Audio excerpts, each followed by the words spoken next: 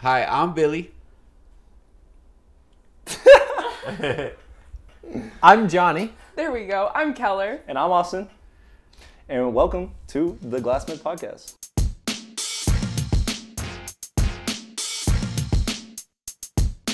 Welcome, friends. Today we'll be talking about some subjects, really good ones. I think one of the things that's on everybody's mind recently is the submarine. Oh my god. They went down. They went down about the Titanic, searching for it. So what do you guys think about this? Like, Austin, what do you think about a submarine falling down? Well, you know they built it themselves. Like the company that did it, they built it in their garage. The controls for the car or the submarine is like a little game, like an N64 controller. I saw it was a Logitech. I saw it was like off-brand Xbox. Yeah, it was like off-brand Xbox, but it's like a game controller, right? They were going down as soon as they went down there. Like, you really, a whole submarine. What kind of game controller do you use?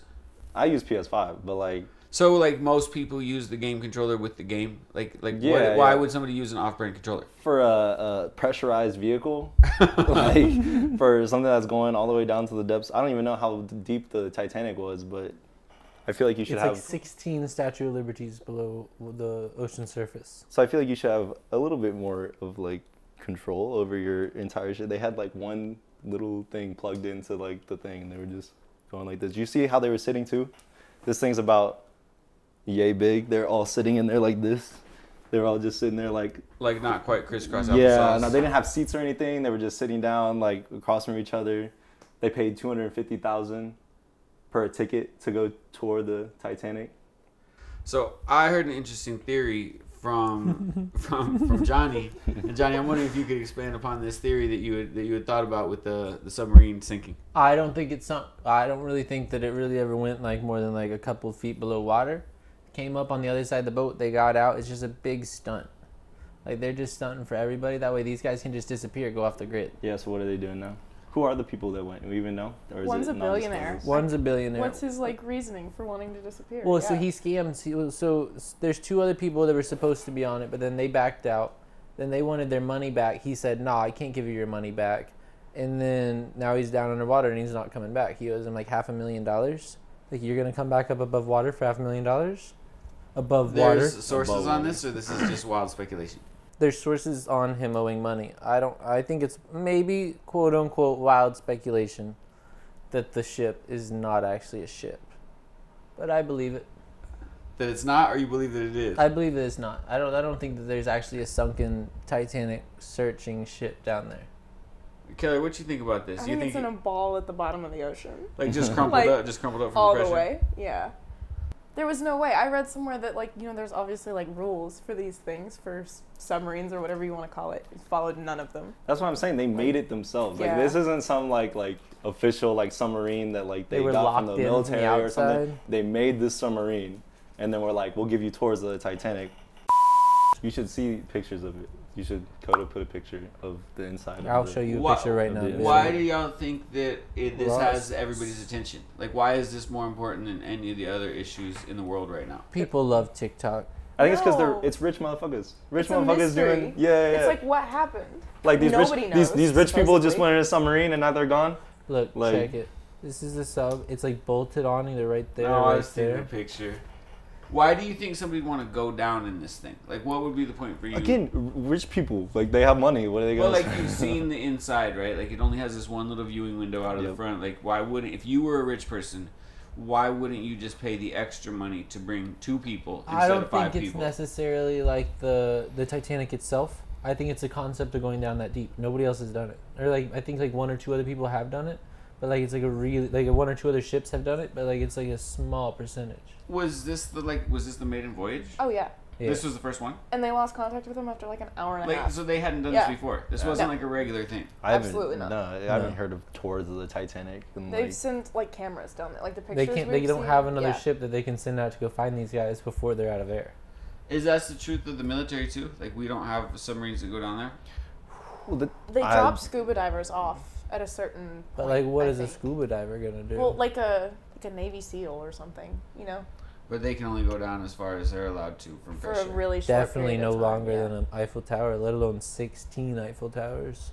I thought it was the Statue of Liberty. Oh man, You it's should like have- 16 Statue of Liberties below. 16 Statue of Liberties below. Statue of Liberties. Statue of Liberties. That's why I put the Statue of Liberty. How much taller is the Statue of Liberty than the Eiffel Tower? How far down? The Titanic is 12,000 feet down. That's crazy. Oh. How many psi of pressure is that? Do you remember when the oil leak went in the Gulf? Mm-hmm. And they said that wasn't that deep, like as far as like it was deep, but not super deep. Mm-hmm. And they said the reason it kept spilling for all those days is because the pressure was too high. So they had to like drill in and put another plug on the cap so they could release the pressure, and then so they could cap it so the oil would stop spilling out. So I think Keller, like I'm kind of with Keller. It's like, man, this shit's crumpled up in a little ball at the bottom of the ocean. 40 statues of liberties. 40 statues. I want to know how many pounds of pressure is that on top of them. Because like I think Keller's right then too. This shit's just. Yeah. I Like, just don't think something built in a garage could withstand the pressure of the bottom of the ocean.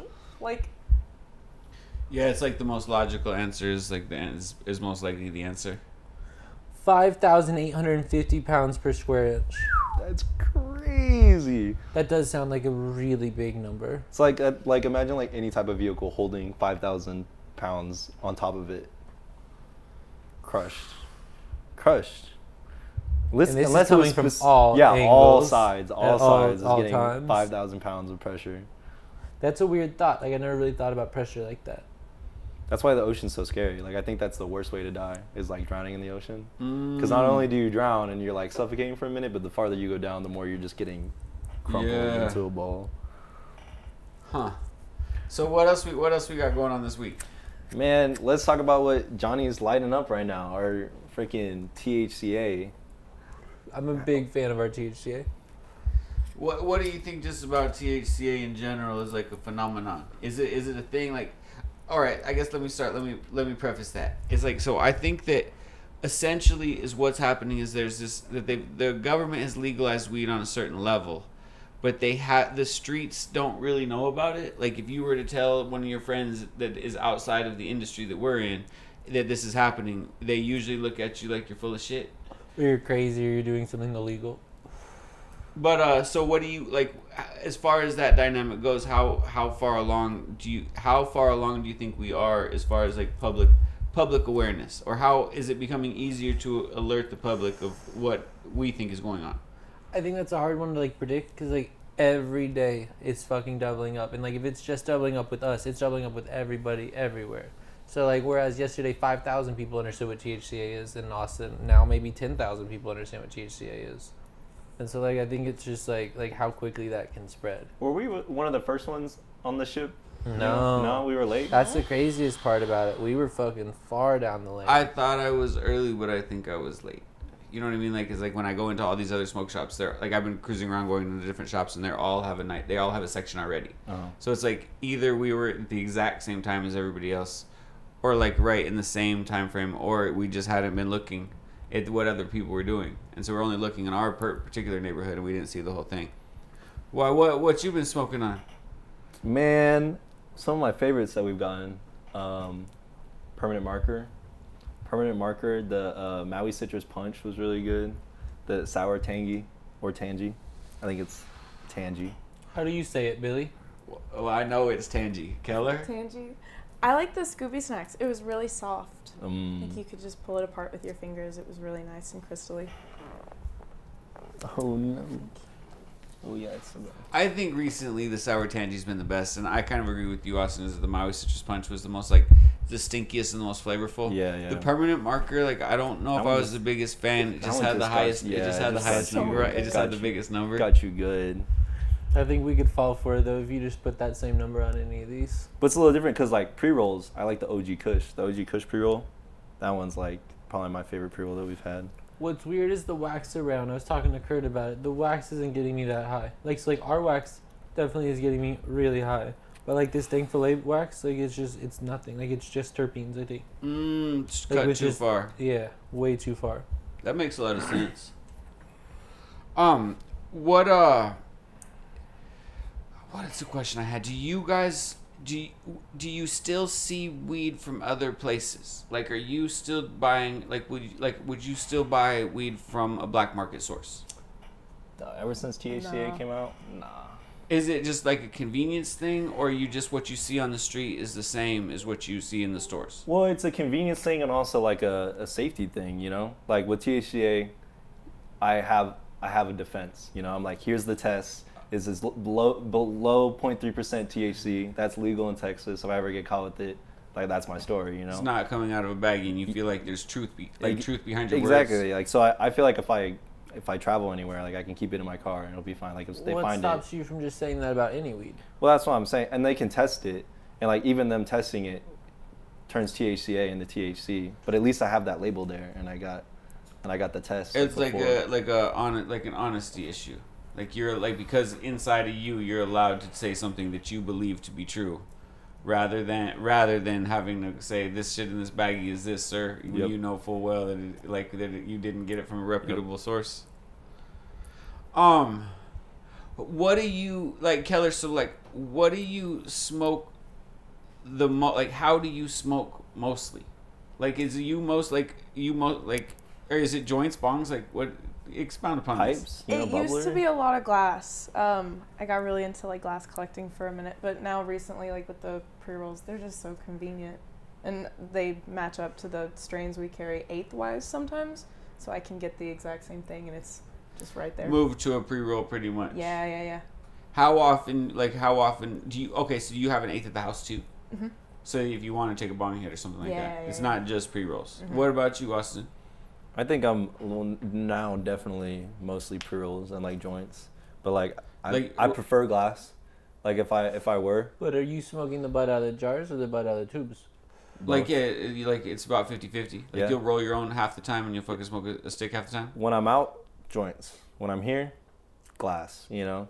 Okay. Yeah. Like. And then out of the joints you're smoking, how many of those are pre-rolled already, and how many of them are you rolling yourself? All pre-rolls. You kidding me? Okay. The convenience factor is too good. Like I don't have to sit there for 5 minutes struggling to roll a joint, and then like it's like kind of a okay joint, and then like it burns out quick, and I gotta light it all the time. Pre-roll is just it's alright, it's good, ready to go. You light it once. So Johnny, I feel like you're on the opposite side of this. Dude, I learned how to roll weed.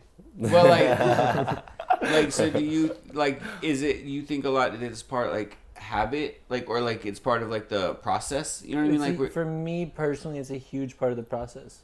Like rolling up the joint is, now I'm not gonna say it's nearly as good as actually smoking the joint, but like it's the same thing almost.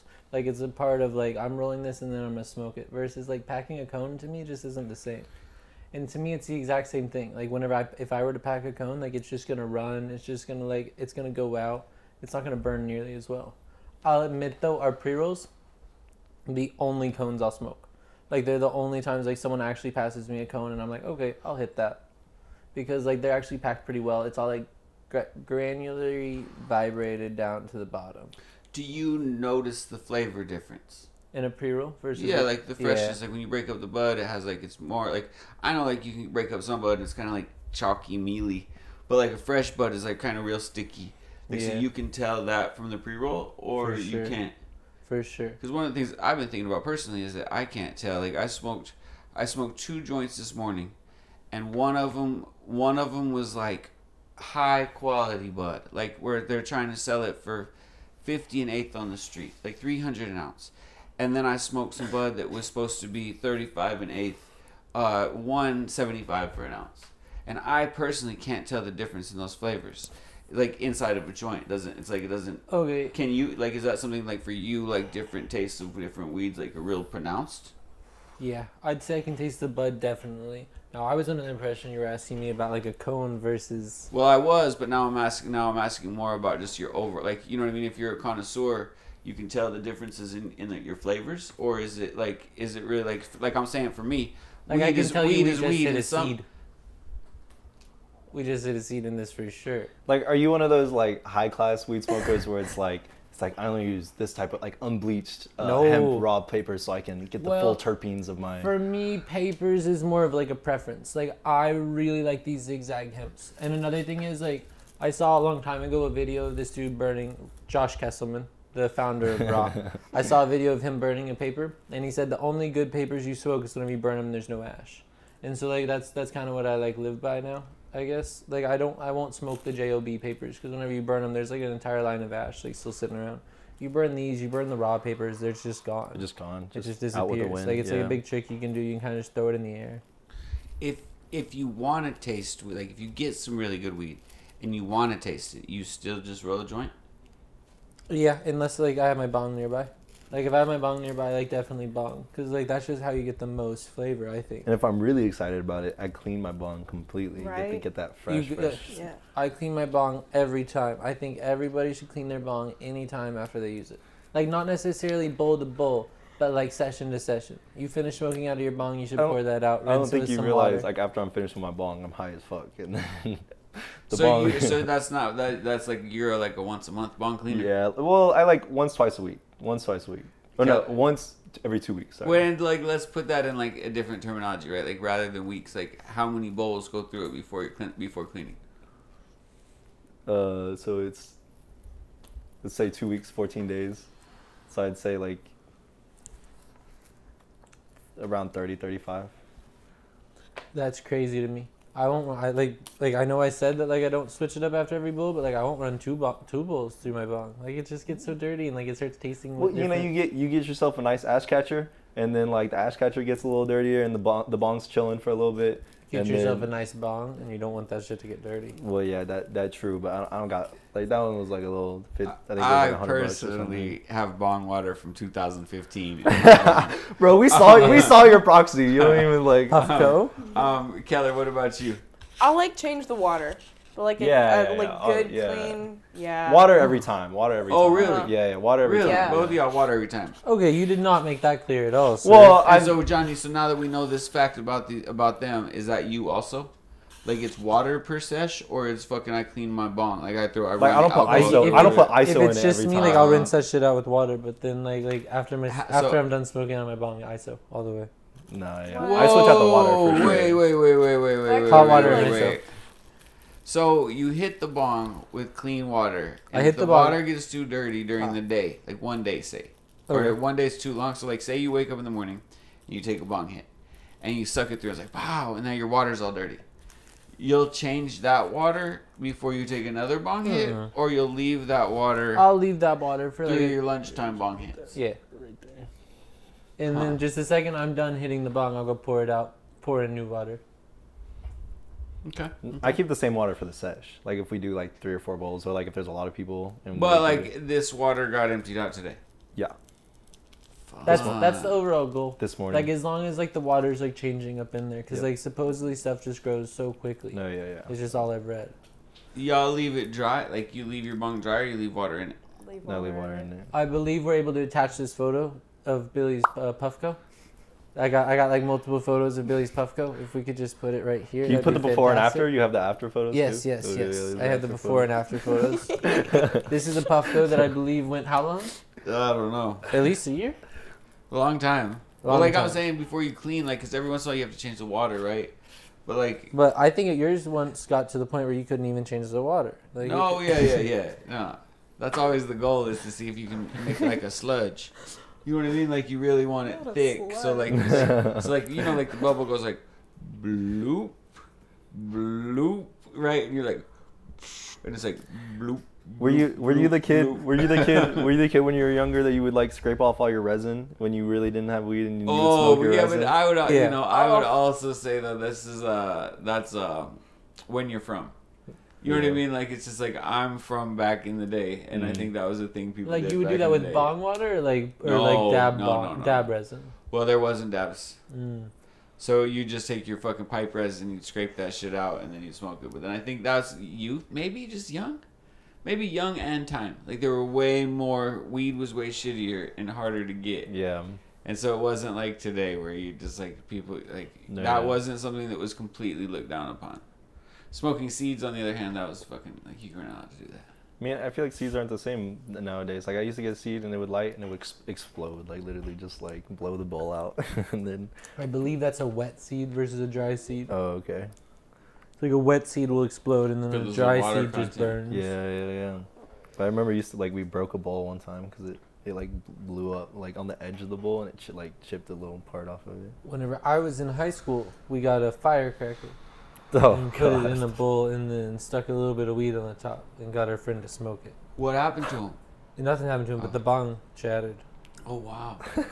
He, Oh shit. So like you could put it. yeah, he ripped out You my hip could plate put on the it ground. down in the like underneath the ground joint. Like so it's like. Mm-hmm. It was And then hitting the his wig, fuck and just the wig came wig through the is top. sticking up through the bowl hole. And it was just up in with the weed. That'd be crazy prank. That That's someone hands vile. you. I would have trust issues after that. They hand me a bong with the fucking firecracker in it. Yeah, well, even worse, like he just had like a long day of band camp, like 12 hours of band camp.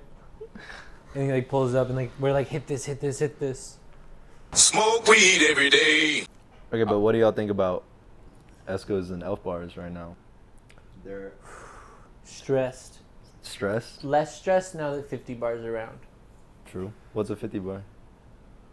50 bar is one of the best vapes that's come to market. So like the issue with the Escobar and the issue with the Elf bar is that they weren't made here. Like they were coming in from China. Specifically, Esco was saying they were just importing the juice, but in the big crates where they said there was juice, it was all the vapes.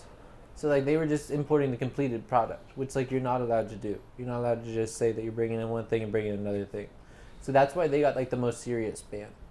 Elf bar is just banned. Like so like they got screwed over with the name. They like named their product Elf bar. There's a different vape named Elf. So like then they couldn't do that. Then right after they fixed that, they start sending out these EBs. I think they got some other type of ban. Like it was like an import ban. I think you Googled this or no? Yeah, definitely an import ban, Yeah. So then they got an import ban. After which is the FDA. The FDA says that they put a red tag on it, and they say anything from these companies is just red tag, fucking, and they have to prove that both those companies will have to prove that it isn't. and the like, other rather thing than is the other way. like where Elf bar gets away. Escobar is very specifically one package. Everything's one thing. It's always coming the same way. Elf bar, they have a lot of different things, a lot of different so many products, different a lot of things. different like words on their things. It's all coming different ways. Yeah, I got the TEs, the Lost Different Marys, sizes, the different fucking shapes, Ultras. different names, different like overall like SKU codes. Just everything's different about it. So it's just gonna take way longer for that product to disappear. I think we have like 140 something different Elf bars in the system Yeah, right now. yeah, yeah. And There's And we, just a and we only crazy sell like number. what 20 at a time. Mm-hmm. But that's why the 50 bar is the better product. It's all made here. Yep. Like it's 100% made in America. Well, the It's- device isn't made well, here. the thing. All right, let me rephrase. It's all put Put together, together. here. Yeah. Like the device. And so, like, isn't if made here. Escobar, and I'm not trying to fucking challenge, but like, if Escobar said their shit was made here, and 50 Bar is now saying that their Oh, shit true. is made here, does Honestly- that mean Okay, it but actually? I think if Escobar made everything here, it would be a way better product. Like they wouldn't have as much fucking faulty. Cause like I feel like Escobar is the number one thing to come back. And I believe Escobar's like it wasn't like a big part of their rep. Like they weren't like saying like Yeah. screaming, "Hey, we're made here." They were more just like adding that in. Whereas these guys, like their main argument is that they're made here. It says built in To America. me, the better thing on is the vape. like it's good juice. Like Yeah. versus like we've tried so many different vapes and they've all been like but this one's like actually like a solid juice. So I understand you're worried about it from like the business aspect of it, but like, what about like on a larger scale? Like, do you think it's like, so Keller, do you think it's fucked up or not? Like, how do you feel about that the government just singled out the two popular vape brands? Yeah. I mean, popular for us, though. Like, I feel like it's kind of regional.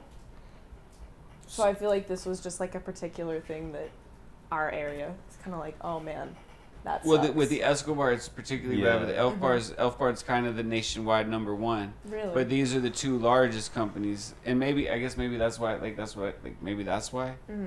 I don't know. So for you, you don't. It's not that big of a like. The idea that it was just these two is more of a random hit, and rather than like, oh shit, a targeted not. approach. Because, they've done this before, like Puff Bar. They got the same shit, and then Esco came in to replace them. Yeah. So it was kind of like a matter of They time. be but doing this maybe. shit. They've been doing this shit for like Yeah. ever since we, And were- good thing, bad thing. It makes it like nostalgic, Like, how Keller has the Uno, and when I saw the Uno, I was like, oh man, we used to have the Unos like back in middle school, or like the like Puff Bars and what are those Novas, and like just all the different vapes that were Yeah. like the Stigs or whatever. Like people see Stigs and they're like, oh man, the Stigs. So like in a couple years from now, people will see Escos and they'll be like, oh man, the Escos. I remember the Escos. when they had the spearmint. Yeah, I remember I had the spearmint all the time. So I guess that part of it is kind of cool, where you just get this new thing every now and then. But like, yeah, it's kind of fucked up that they just keep on doing this. What else we got on this docket today, sir? Billy, I heard you were featured in the Austin Chronicles. Okay, so the Glassmith was featured in the Austin Chronicle. And at first, when I looked at the award, I was like, what a bullshit award. Right? Like best smoke shop in a food trailer park is kind of like really like not much of a thing. Like it couldn't be best smoke shop or best food truck or like, you know what I mean? Like to really find a space. Then as I was thinking about it, is the Austin Chronicle went out of their way to find a place for me. So it is like I didn't make the list. Nobody fucking nominated me. It wasn't like I was on there for anything. And somebody from the Chronicle was just like, dude, let's put the Glassmith in there. So I think that's the coolest part. Yeah. Because like I didn't know. I thought I just saw the newspaper. I was like, did we apply for this? Did we like get in? Like, did somebody like Kurt just randomly found out one night? Like, did somebody like interview for this? Cause I remember Kurt did an interview a long ass time ago for like the Texas newspaper or something, like their magazine or something like that. But that was a long ass time ago, so I was like, no way, it's coming out now. But that was just really cool. But like, how did we get to this point? How did you get to this point? Tell us, like, I want to hear 2014, like opening up the Glassmith story. Like, I want the Glassmith lore right now. Where'd the trailer come from? Yeah, where'd the trailer come from? How'd you get that spot? Like, what? All right. What was the mindset? So anyway, so I bought I was blowing glass in my garage, and it was like, I didn't have any, I was working as hard as I could, and I could make a certain amount of pipes a day, and that was only worth, I think I got up to $300 a day of products I was making. And then I was like, well, how can I make more money? And I didn't really envision a way to make more money that wasn't blowing glass. So I said, I need a retail glass, because I was just wholesaling. So then I was like, well, if I open a trailer, like all the rest of these food trailers in Austin, then I can put my, then I can sell pipes for full price. And I was like, and then I'll expand, and then I'll sell pipes to all my locations all over the city. But I think I didn't, when I opened, I wasn't, like, I was broke as fuck, and I didn't have much vision outside of glass blowing. So the shop was really glass heavy, and there wasn't, like, I was doing some business, but it wasn't incredible. And so basically I kind of stayed in this spot for a long time, just working, I'd say year in, year out, like not even day by day, until probably 2020, which is, or what, 2019? When did you start, Keller? 2021. So 2020 or 2019 was like probably the first year I tried to hire people. And the first people I tried to hire were to blow glass. Like if you were going to work here, you were going to blow glass and deal with the few customers that came up. Yeah, so it wasn't until recently that it was been able to become an operation and expand and such. A long time. So I think most of it is just longevity. It's there a long ass fucking time doing what I did. And then during COVID, the friends that I made from campus, like the people in the neighborhood, were all so much closer because there were so much less people. And then as people started coming back, I became the spot because all the people that stayed were the people that knew what to do when you came back from not being here. Yep. So I think, long story short, that's how we did it. All right, and what about now? What's the current Glassmith looking like? Man, well, obviously we're here trying to start a podcast. Like in the very early stages of it. We have a studio we're building, studio/storage space. Let's go, studio. Slash construction facility. Are we gonna have a truck out there? We're gonna have like, because I remember we talked about it for this one house over here, having a truck in front of that house, but No, not this one. No, no, not this spot. Okay. But that's, man, the future. Hopefully it was good. We'll make more stores, more trailers. Try to come up with better plans, a little more organization. But more organization. More organization every day. Organization. Every day. That's the big one. We're working on it. We are working on it. What other questions did I have for you? Oh, would you do anything differently, like when you came up, or is it like? Yeah, I'd say all of it. Get smarter, get smarter faster. You know, it's like I think what I'm learning now overall is to be more adaptable more quickly. It's like you start something because you want to do what you want to do, right? But you want to do two things. you want to start something because you want to do something, but you also want to start something to make money. Like, you probably can't do one without the other. Like, no matter how rich you are, how much money do you dump into something for passion only without a return, right? And the return has to be something. So I think I would have adjusted faster into ways where there was more return, rather than thinking of things as how I do it now. So like, I don't want to look forward like 5 years from now. I don't expect the shops to look. I would like them not to look the same, I guess. Like, there will be, like, you'll be able to recognize the place, but it should look different, rather than settling or thinking that I have the formula. Like, bam, formula done. Because I think it's a constantly evolving thing. Yeah, and we have been constantly evolving. I'm excited for the house, or the warehouse. What are we calling it? Studio. HQ? Studio? HQ. Yeah. I like that. Well, because you know how like all the businesses have their HQ. You know, like my dad's is in like North Carolina or something. That's the Glassmith HQ. Definitely. We did that. Yeah, I think we're done. Are you guys gonna like sign off or anything? Like, Oh, that's just, like, should it's we just, like, sign fun? Thank you very much for watching the podcast. We'll bring you more soon, more better quality. Fucking, it's gonna be sick. Fucking A.